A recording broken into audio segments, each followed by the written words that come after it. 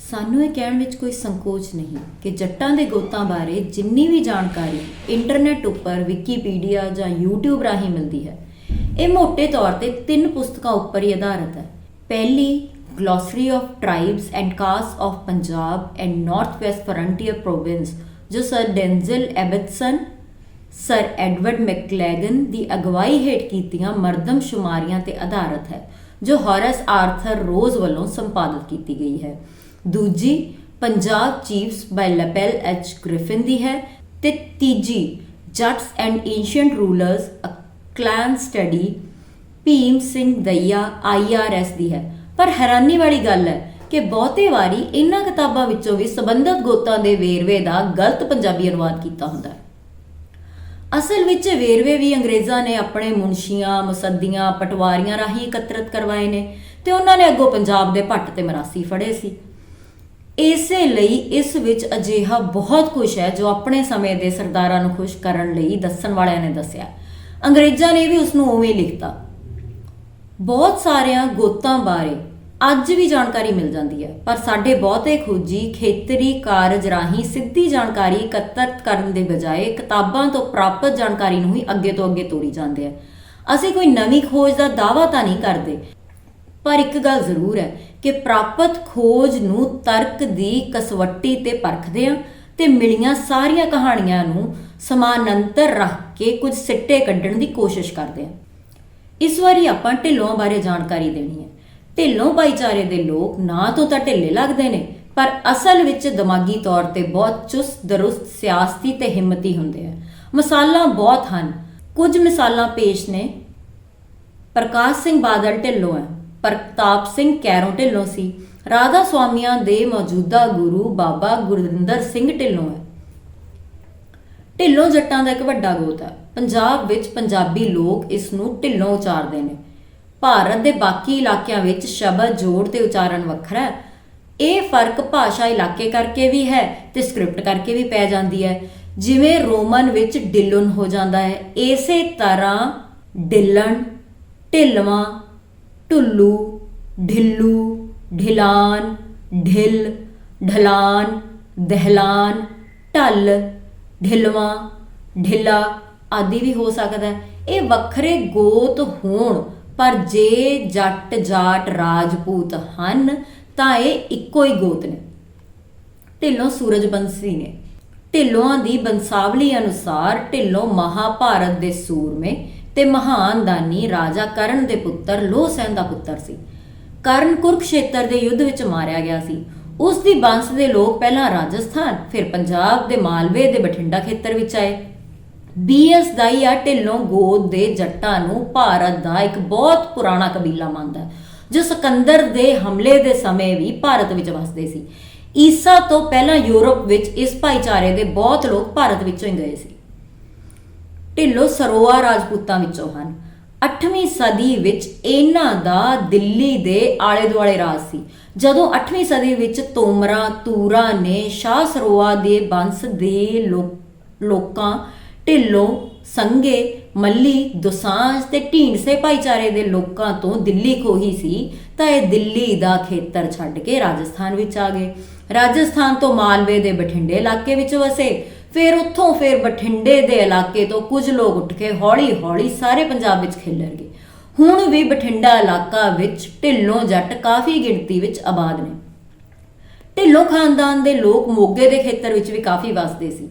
ਕੁਝ ਬਠਿੰਡੇ ਤੋਂ ਚੱਲ ਕੇ ਅੱਗੇ ਫਿਰੋਜ਼ਪੁਰ ਤੇ ਲੁਧਿਆਣੇ ਦੇ ਸਤਲੁਜ ਦਰਿਆ ਦੇ ਨਾਲ ਲੱਗਦੇ ਖੇਤਰਾਂ 'ਚ ਪਹੁੰਚ ਗਏ।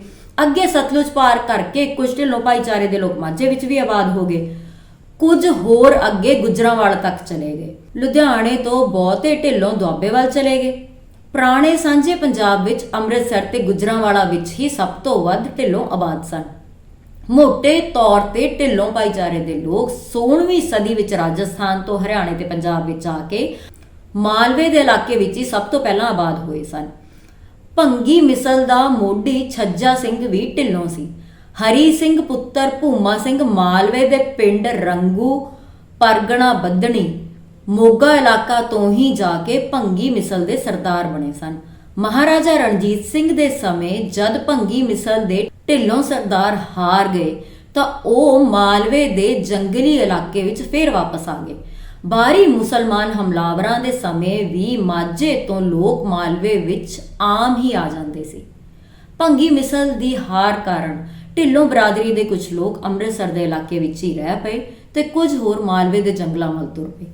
ਇਹ ਕਥਾ ਵੀ ਸੁਣਾਉਂਦੇ ਨੇ ਕਿ ਢਿੱਲੋਂ ਬਰਾਦਰੀ ਦਾ ਇੱਕ ਬਜ਼ੁਰਗ ਬਾਬਾ ਰੱਤੂ ਝਬਾਲ ਦੇ ਇਲਾਕੇ ਦੇ ਇੱਕ ਪ੍ਰਸਿੱਧ ਪਿੰਡ ਮੂਸੇ ਤੋਂ ਉੱਠ ਕੇ ਬਠਿੰਡੇ ਦੇ ਇਲਾਕੇ ਵਿੱਚ ਬੰਗਹੇਰ ਵਿੱਚ ਆ ਵਸਿਆ।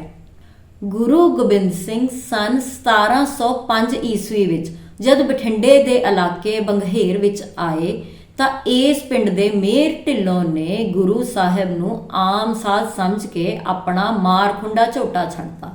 ਗੁਰੂ ਸਾਹਿਬ ਨੇ ਨਾਰਾਜ਼ ਹੋ ਕੇ ਢਿੱਲੋਂ ਜੱਟਾਂ ਨੂੰ ਸਰਾਪ ਦੇਤਾ। ਢਿੱਲੋਂ ਬਰਾਦਰੀ ਦੀਆਂ ਬੀਬੀਆਂ ਨੇ ਆਪਣੇ ਬੰਦਿਆਂ ਦੀ ਕਰਤੂਤ ਨੂੰ ਗੁਰੂ ਸਾਹਿਬ ਤੋਂ ਭੁੱਲ ਬਖਸ਼ਾਈ। ਗੁਰੂ ਸਾਹਿਬ ਨੇ ਖੁਸ਼ ਹੋ ਕੇ ਬੀਬੀਆਂ ਨੂੰ ਵਰ ਦਿੱਤਾ ਕਿ ਤੁਸੀਂ ਜਿਸ ਵੀ ਘਰ ਜਾਓਗੀਆਂ ਰਾਜ ਭਾਗ ਪ੍ਰਾਪਤ ਕਰੋਗੀਆਂ।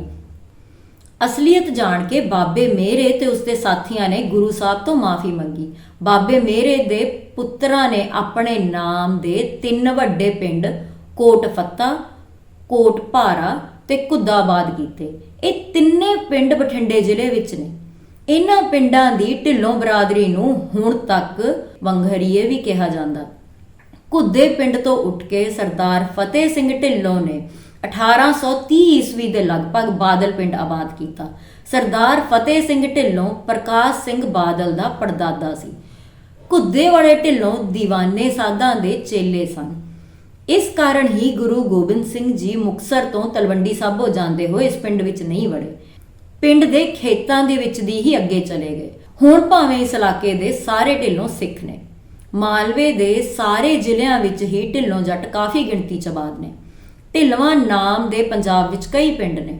ਢਿੱਲਵਾਂ ਦੇ ਪ੍ਰੋਹਤ ਵੀ ਮਰਾਸੀ ਹੁੰਦੇ ਸਨ। ਢਿੱਲਵਾਂ ਦੇ 3 ਉਪਗੋਤ ਬਾਜ, ਸਾਜ ਤੇ ਸੰਧੇ ਨੇ।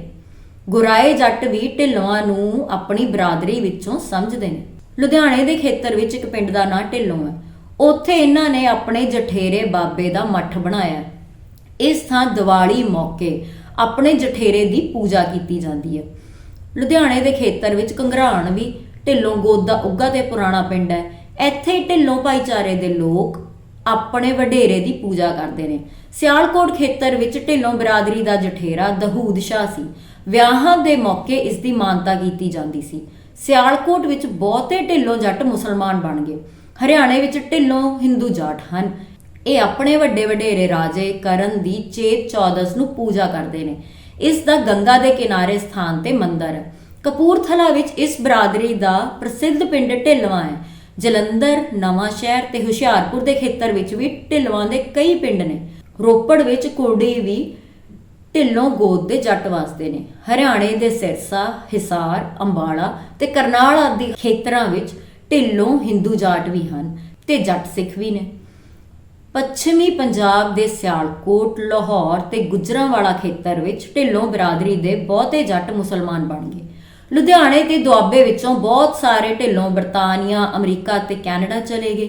ਇਸ ਬਰਾਦਰੀ ਦੇ ਲੋਕ ਸਾਰੇ ਹੀ ਪੰਜਾਬ ਵਿੱਚ ਫੈਲੇ ਹੋਏ ਨੇ। ਪੰਜਾਬ ਤੋਂ ਬਾਹਰ ਵੀ ਢਿੱਲੋਂ ਕਈ ਬਾਹਰਲੇ ਦੇਸ਼ਾਂ 'ਚ ਵਸਦੇ ਨੇ। ਕਈ ਅੰਗਰੇਜ਼ ਵੀ ਆਪਣਾ ਗੋਤ ਢਿੱਲੋਂ ਲਿਖਦੇ ਨੇ। ਇਹਨਾਂ ਦੇ ਵੱਡੇ ਵਡੇਰੇ ਜ਼ਰੂਰ ਪੰਜਾਬ ਤੋਂ ਹੀ ਗਏ ਹੋਣਗੇ। ਢਿੱਲੋਂ ਹਿੰਦੂ, ਮੁਸਲਮ, ਈਸਾਈ ਚਾਰੇ ਧਰਮਾਂ 'ਚ ਨੇ। ਦੇਵ ਸਮਾਜੀ ਤੇ ਰਾਧਾ ਸੁਆਮੀ ਵੀ ਨੇ। ਮਾਝੇ ਵਿੱਚ ਕੈਰੋਂ, ਝਬਾਲ, ਪੰਜਵੜ ਆਦਿ ਢਿੱਲੋਂ ਜੱਟਾਂ ਦੇ ਪੁਰਾਣੇ ਤੇ ਪ੍ਰਸਿੱਧ ਪਿੰਡ ਨੇ। ਜੱਟਾਂ ਤੋਂ ਇਲਾਵਾ ਢਿੱਲੋਂ ਗੋਤ ਦੇ ਲੋਕ ਪਛੜੀਆਂ ਸ਼੍ਰੇਣਾਂ ਵਿੱਚ ਵੀ ਆਉਂਦੇ ਨੇ। ਪਹਿਲਾਂ ਵੀ ਇਹ ਗੱਲ ਕਈ ਵਾਰ ਸਪਸ਼ਟ ਕੀਤੀ ਜਾ ਚੁੱਕੀ ਹੈ ਕਿ ਜਦੋਂ ਗੋਤਾਂ ਦਾ ਇਤਿਹਾਸ ਫਰੋੜਿਆ ਜਾਂਦਾ ਹੈ ਤਾਂ ਉਸ ਨੂੰ ਮਿਥਿਹਾਸ ਤੋਂ ਅੱਡ ਕਰਨਾ ਬਹੁਤ ਮੁਸ਼ਕਲ ਹੁੰਦਾ ਹੈ, ਕਿਉਂਕਿ ਲੋਕ ਚੇਤਨਾ ਵਿੱਚ ਇਤਿਹਾਸ ਮਿਥਿਹਾਸ ਰਲਿਆ ਮਿਲਿਆ ਹੁੰਦਾ ਹੈ। ਢਿੱਲਵਾਂ ਬਾਰੇ ਰਾਧੇ ਲਾਲ ਵਕਿਆਤ 5000 ਸਾਲ ਵਿੱਚ ਲਿਖਦਾ ਹੈ ਕਿ ਢਿੱਲੋਂ ਗੋਤ ਦੇ ਲੋਕਾਂ ਨੇ ਈਸਾ ਤੋਂ 800 ਸਾਲ ਪਹਿਲਾਂ ਰਾਜ ਸ਼ੁਰੂ ਕੀਤਾ, ਜੋ ਈਸਾ ਤੋਂ 450 ਸਾਲ ਪਹਿਲਾਂ ਤੱਕ ਚੱਲਦਾ ਹੈ। ਇਹ ਰਾਜ ਰਾਜਾ ਢਿੱਲੋਂ ਨੇ ਰਾਜ ਕਾਇਮ ਕੀਤਾ। ਉਸਨੇ ਰਾਜਿਆਂ ਦਾ ਕੁਰਸੀਨਾਮਾ ਇਉਂ ਦਿੱਤਾ: ਰਾਜਾ ਢਿੱਲੂ, ਰਾਜਾ ਵੀਰ ਮਹਾ, ਜੋ ਕਿ 1817 ਈਸਵੀ ਪੂਰਵ ਤੋਂ ਲੈ ਕੇ 800 ਈਸਵੀ ਪੂਰਵ ਤੱਕ ਹੈ। ਮਹਾਬਲ ਜਾਂ ਕਿ ਸਵਰੂਪ ਬਲ, ਉਸ ਤੋਂ ਬਾਅਦ ਸਰਬਦੱਤ ਜਾਂ ਸਰੂਪ ਦੱਤ, ਉਸ ਤੋਂ ਬਾਅਦ ਵੀਰ ਸੇਨ, ਉਸ ਤੋਂ ਬਾਅਦ ਸਿੰਘ ਦਮਨ ਜਾਂ ਫਿਰ ਮਹੀਪਾਲ, ਫਿਰ ਕਲਿੰਕ ਜਾਂ ਫਿਰ ਸੰਗਰਾਜ, ਉਸ ਤੋਂ ਬਾਅਦ ਜਿਤਮਲ ਜਾਂ ਫਿਰ ਉਹਨੂੰ ਕਹਿ ਲਓ ਤੇਜਪਾਲ, ਉਸ ਤੋਂ ਬਾਅਦ ਆਉਂਦਾ ਹੈ ਕਲਦਹਿਨ ਜਾਂ ਫਿਰ ਕਾਮਸੇਨ, ਉਸ ਤੋਂ ਬਾਅਦ ਆਉਂਦਾ ਹੈ ਸ਼ਤਰੂਮਰਦਨ, ਫਿਰ ਰਾਜਾ ਜੀਵਨ, ਫਿਰ ਵੀਰ ਭੁਜੰਗ ਜਾਂ ਫਿਰ ਹਰੀ ਰਾਓ ਕਹਿ ਲਓ ਉਹਨੂੰ, ਉਸ ਤੋਂ ਬਾਅਦ ਆਉਂਦਾ ਵੀਰ ਸੇਨ ਦਵਿਤੀਏ, ਫਿਰ ਉਦੇ ਭੱਟ ਜਾਂ ਫਿਰ ਅਦਿੱਤਿਆ ਕੇਤੂ, ਜੋ ਕਿ 372 BC ਵਿੱਚ ਇਹ ਰਾਜ ਆਪਣਾ ਖਤਮ ਹੋ ਜਾਂਦਾ। ਇੱਥੋਂ ਤੱਕ ਕਿ ਇਹ ਵੀ ਦੱਸਿਆ ਗਿਆ ਹੈ ਕਿ ਦਿੱਲੀ ਦਾ ਨਾਂ ਵੀ ਢਿੱਲੋਂ ਗੋਤ ਤੋਂ ਹੀ ਪਿਆ ਹੈ। ਢਿੱਲੋਆਂ ਨੂੰ ਅਕਸਰ ਰਾਜੇ ਜੱਟ ਜਾਂ ਢਿੱਲੋਂ ਸਰਦਾਰ ਆਖਿਆ ਜਾਂਦਾ ਤੇ ਇਹਦਾ ਕਾਰਨ ਵੀ ਇਹੀ ਹੈ ਕਿ ਲੰਮਾ ਸਮਾਂ ਇਤਿਹਾਸ ਦੇ ਵੱਖ-ਵੱਖ ਮੌਕਿਆਂ ਤੇ ਰਾਜ ਕੀਤਾ। ਇਹ ਜ਼ਿਕਰ ਤਾਂ ਅਸੀਂ ਕਰ ਹੀ ਚੁੱਕੇ ਹਾਂ ਕਿ ਸਭ ਤੋਂ ਘੱਟ ਉਮਰ ਦੇ, ਸਭ ਤੋਂ ਵੱਡੀ ਉਮਰ ਦੇ, ਸਭ ਤੋਂ ਲੰਮਾ ਸਮਾਂ, ਸਭ ਤੋਂ ਵੱਧ ਵਾਰ ਮੁੱਖ ਮੰਤਰੀ ਰਹਿਣ ਵਾਲੇ ਪ੍ਰਕਾਸ਼ ਸਿੰਘ ਬਾਦਲ ਢਿੱਲੋਂ ਨੇ ਤੇ ਪੰਜਾਬ ਦੇ ਸਭ ਤੋਂ ਸ਼ਕਤੀਸ਼ਾਲੀ ਜਾਣੇ ਜਾਂਦੇ ਮੁੱਖ ਮੰਤਰੀ ਪ੍ਰਤਾਪ ਸਿੰਘ ਕੈਰੋਂ ਵੀ ਢਿੱਲੋਂ ਸਨ ਤੇ ਲੋਕ ਸਭਾ ਦੇ ਸਪੀਕਰ ਗੁਰਦਿਆਲ ਸਿੰਘ ਢਿੱਲੋਂ ਸਨ। ਅੱਜ ਕੱਲ੍ਹ ਵੀ ਸਿਆਸਤ ਵਿੱਚ ਸ਼ਰਨਜੀਤ ਸਿੰਘ ਢਿੱਲੋਂ, ਕੇਵਲ ਸਿੰਘ ਢਿੱਲੋਂ, ਦੀਪਿੰਦਰ ਸਿੰਘ ਢਿੱਲੋਂ, ਕਿੱਕੀ ਢਿੱਲੋਂ ਸਰਗਰਮ ਨੇ।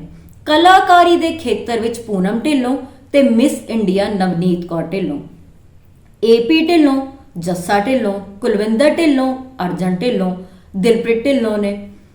ਅਮਰੀਕਨ ਪੋਲੀਟੀਸ਼ੀਅਨ ਵਿੱਚੋਂ ਢਿੱਲੋਂ, ਫੌਜ ਵਿੱਚ ਵੀ ਕਾਫੀ ਅਫਸਰ ਢਿੱਲੋਂ ਨੇ।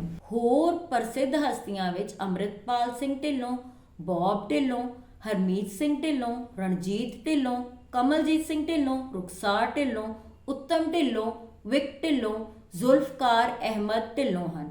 ਪਿੱਥੋਂ ਪਿੰਡ ਵਾਲੇ ਭਾਈ ਕਾਹਨ ਸਿੰਘ ਨਾਭਾ ਮਹਾਨ ਵਿਦਵਾਨ ਵੀ ਢਿੱਲੋਂ ਹੋਏ ਸਨ। ਇਹਨਾਂ ਦੀ ਪ੍ਰਸਿੱਧ ਪੁਸਤਕ ਮਹਾਨ ਕੋਸ਼ ਬਹੁਤ ਹੀ ਖੋਜ ਭਰਪੂਰ ਗ੍ਰੰਥ ਹੈ। ਸਰਦਾਰ ਸੁਰਜੀਤ ਸਿੰਘ ਢਿੱਲੋਂ ਲੇਖਕ ਤੇ ਵਿਗਿਆਨੀ ਹਨ। Dalbir Singh Dhillon Punjab school education board ਦੇ ਚੇਅਰਮੈਨ ਰਹੇ। ਕੁਲਬੀਰ ਸਿੰਘ ਢਿੱਲੋਂ ਡੀਨ ਸਟੂਡੈਂਟਸ ਤੇ dean colleges Punjabi university Patiala ਰਹੇ। ਬਲਦੇਵ ਸਿੰਘ ਢਿੱਲੋਂ ਇੱਕ ਖੇਤੀਬਾੜੀ ਵਿਗਿਆਨੀ ਹੈ ਤੇ ਪੰਜਾਬ ਖੇਤੀਬਾੜੀ ਯੂਨੀਵਰਸਿਟੀ ਦੇ ਵਾਈਸ ਚਾਂਸਲਰ ਦੇ ਰੂਪ ਵਿੱਚ ਵੀ ਕੰਮ ਕਰ ਚੁੱਕੇ ਨੇ। ਆਖਰ ਵਿੱਚ ਕੁਝ ਗੱਲਾਂ ਭੰਗੀ ਮਿਸਲ ਬਾਰੇ। ਭੰਗੀ ਮਿਸਲ ਦਾ ਬਾਨੀ ਛੱਜਾ ਸਿੰਘ ਢਿੱਲੋਂ ਅੰਮ੍ਰਿਤਸਰ ਜ਼ਿਲ੍ਹੇ ਦੇ ਪਿੰਡ ਪੰਜਵੜ ਦਾ ਰਹਿਣ ਵਾਲਾ ਸੀ। ਮਿਸਲ ਦਾ ਨਾਂ ਭੰਗੀ ਇਸ ਲਈ ਪਿਆ ਕਿਉਂਕਿ ਇਸ ਮਿਸਲ ਦੇ ਸਰਦਾਰ ਭੰਗ ਦੇ ਬੂਟੇ ਦਾ ਨਸ਼ਾ ਕਰਦੇ ਸੀ। ਪੰਜਾਬ ਵਿੱਚ 17ਵੀਂ ਸਦੀ ਤੋਂ ਨਿਹੰਗ ਸਿੰਘ ਭੰਗ ਦਾ ਨਸ਼ਾ ਕਰਦੇ ਆ ਰਹੇ ਨੇ। ਇਸ ਨੂੰ ਸੁਖ ਨਿਧਾਨ ਕਹਿੰਦੇ ਸੀ। ਛੱਜਾ ਸਿੰਘ ਢਿੱਲੋਂ ਦਸਮ ਪਾਤਸ਼ਾਹ ਗੁਰੂ ਗੋਬਿੰਦ ਸਿੰਘ ਕੋਲੋਂ ਅੰਮ੍ਰਿਤ ਛਕਿਆ ਸੀ। ਉਹਨਾਂ ਦੀ ਮੌਤ ਤੋਂ ਬਾਅਦ ਉਹਨਾਂ ਦਾ ਇੱਕ ਕਰੀਬੀ ਰਿਸ਼ਤੇਦਾਰ ਭੋਮਾ ਸਿੰਘ ਢਿੱਲੋਂ ਜੋ ਕਿ ਬੱਦਣੀ ਮੋਗਾ ਤੋਂ ਸੀ, ਭੰਗੀ ਮਿਸਲ ਦਾ ਸਰਦਾਰ ਬਣਿਆ। 1739 ਵਿੱਚ ਨਾਦਰ ਸ਼ਾਹ ਨਾਲ ਹੋਈਆਂ ਝੜਪਾਂ ਵਿੱਚ ਉਸ ਨੇ ਚੰਗਾ ਨਾਂ ਕਮਾਇਆ। 1746 ਵਿੱਚ ਭੋਮਾ ਸਿੰਘ ਦੀ ਮੌਤ ਉਪਰੰਤ ਹਰੀ ਸਿੰਘ ਮਿਸਲ ਦਾ ਸਰਦਾਰ ਬਣਿਆ। ਹਰੀ ਸਿੰਘ ਭੋਮਾ ਸਿੰਘ ਦਾ ਗੋਦ ਲਿਆ ਬੇਟਾ ਸੀ ਤੇ ਭਤੀਜਾ ਵੀ ਸੀ। ਭੰਗੀ ਮਿਸਲ ਦਾ ਪ੍ਰਮੁੱਖ ਹਰੀ ਸਿੰਘ ਸੀ ਜਿਸ ਨੇ ਬਾਬਾ ਦੀਪ ਸਿੰਘ ਸ਼ਹੀਦ ਦੇ ਹੱਥੋਂ ਅੰਮ੍ਰਿਤਪਾਨ ਕੀਤਾ ਸੀ। ਦਲ ਖਾਲਸਾ ਦੀ ਸਥਾਪਨਾ ਸਮੇਂ ਉਸ ਨੂੰ ਭੰਗੀ ਮਿਸਲ ਦਾ ਸਰਦਾਰ ਤੇ ਤਰੁਣਾ ਦਲ ਦਾ ਮੁਖੀਆ ਪ੍ਰਵਾਨਿਤ ਕੀਤਾ ਗਿਆ ਸੀ। ਅੰਮ੍ਰਿਤਸਰ ਵਿੱਚ ਉਸ ਨੇ ਕਟੜਾ ਹਰੀ ਸਿੰਘ ਦੀ ਸਥਾਪਨਾ ਕੀਤੀ ਸੀ ਤੇ ਨਾਲ ਹੀ ਕਿਲਾ ਭੰਗੀਆਂ ਉਸਾਰਨ ਦਾ ਕੰਮ ਆਰੰਭ ਕਰਵਾਇਆ ਸੀ। ਹਰੀ ਸਿੰਘ ਦੇ ਜਾਨਸ਼ੀਨ ਸਰਦਾਰ ਝੰਡਾ ਸਿੰਘ ਨੇ 1772 ਈਸਵੀ ਵਿੱਚ ਕੀਤੇ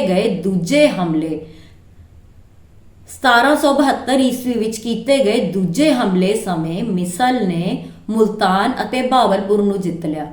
ਝੰਡਾ ਸਿੰਘ ਨੇ ਰਾਮਨਗਰ ਦੇ ਚੱਠਿਆਂ ਤੋਂ ਪ੍ਰਸਿੱਧ ਜਮਜਮਾ ਤੋਪ ਜੋ ਬਾਅਦ ਵਿੱਚ ਭੰਗੀਆਂ ਦੀ ਤੋਪ ਦੇ ਨਾਂ ਨਾਲ ਪ੍ਰਸਿੱਧ ਹੋਈ ਨੂੰ ਵੀ ਆਪਣੇ ਕਬਜ਼ੇ ਵਿੱਚ ਕਰ ਲਿਆ। ਝੰਡਾ ਸਿੰਘ ਅਧੀਨ ਮਿਸਲ ਭੰਗੀਆਂ ਦੀ ਸਥਾਪਨਾ ਆਮਦਨ 1 ਕਰੋੜ ਦੇ ਲਗਭਗ ਅਨੁਮਾਨਿਤ ਕੀਤੀ ਗਈ ਸੀ।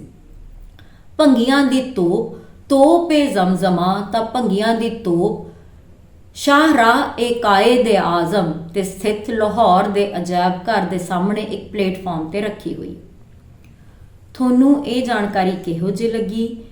ਇਹੋ ਜੀ ਜਾਣਕਾਰੀ ਵਾਸਤੇ ਤੇ ਇਹੋ ਜੀਆਂ ਹੋਰ ਵੀਡੀਓਜ਼ ਵਾਸਤੇ ਪਲੀਜ਼ ਸਾਡੇ ਚੈਨਲ ਨੂੰ ਲਾਈਕ ਕਰੋ, ਸਬਸਕ੍ਰਾਈਬ ਕਰੋ। ਬਾਕੀ ਸਾਡੇ ਚੈਨਲ ਨੂੰ ਇੰਨਾ ਪਿਆਰ ਦੇਣ ਲਈ ਬਹੁਤ ਬਹੁਤ ਧੰਨਵਾਦ।